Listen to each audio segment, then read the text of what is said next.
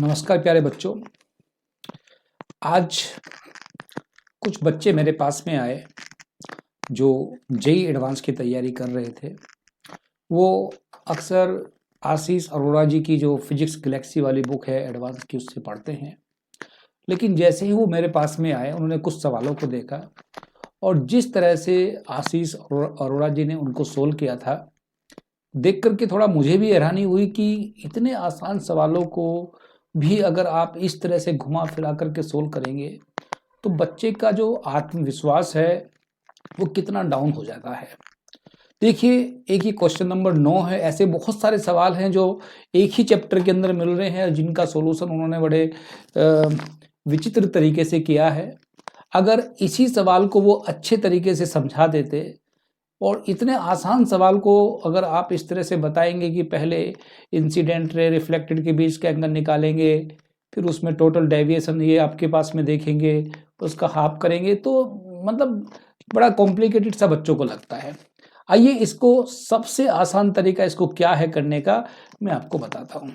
यहाँ पर देखिए क्या कहा गया है इस सवाल में कि एक ray of light travelling in A direction, इसकी डायरेक्शन दे दी है जिस डायरेक्शन में ये ट्रेवल कर रही है, और कहा गया है कि ये प्लेन मिरर से टकराने के बाद आफ्टर रिफ्लेक्शन इसकी डायरेक्शन ये हो जा रही है, तो उसका एंगल ऑफ इंसिडेंस आपसे पूछा गया है।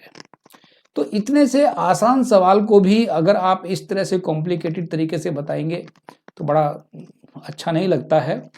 देखिए इसमें क्या है, यहाँ पर ये लाइट रे इंसिडेंट होती है और इसके लिए आपको यहाँ पर इसने दे दिया कि ये इंसिडेंट की डायरेक्शन क्या है, 1/2 तो कॉमन ले रखा है, ब्रैकेट में आई कैप प्लस √3 जे कैप। तो ये एंगल ऑफ इंसिडेंस जो यहाँ पर आई बना है, यही इन्होंने पूछा है कि बताओ भाई ये आई कितना होगा।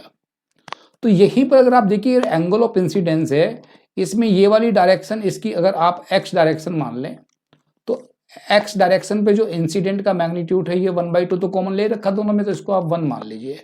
एक्स डायरेक्शन का मैग्नीट्यूड 1 है और वाई डायरेक्शन का जो मैग्नीट्यूड है वो कितना है, √3 है।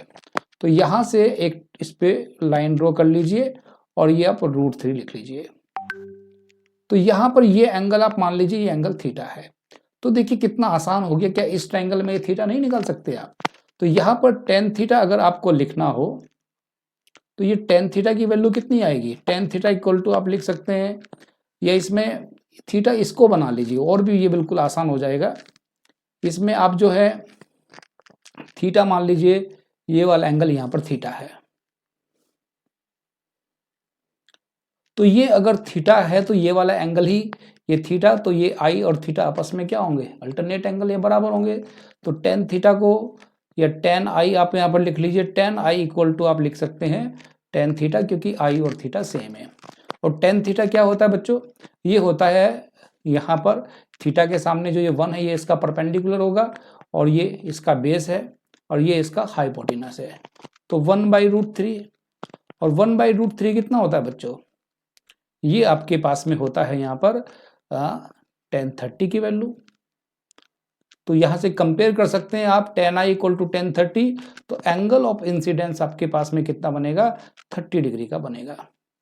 तो यहां पर देखिए इन्होंने पहले क्या किया, पहले कोस थीटा निकाला ए डॉट बी करके, फिर उसको सोल्व किया, फिर यहाँ पर इन्होंने देखा कि ये जो थीटा 120 आ गया, 120 ये वाला एंगल है, यहाँ पर टोटल एंगल 180 होता है, तो 180 में से 120 माइनस किया तो ये टोटल 60 है, फिर 60 का हाफ किया तो आई निकाला।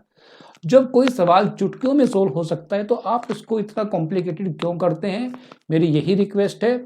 ऐसे बहुत सारे सवाल हैं जिनको आपको डिस्कस करता हूं। आइए एक सवाल आप और देखते हैं रे ऑप्टिक्स से रिलेटेड ही, कि जो इन्होंने बिल्कुल जिस तरीके से एक्सप्लेन किया है, निश्चित रूप से बच्चा उसमें कंफ्यूज हो जाएगा।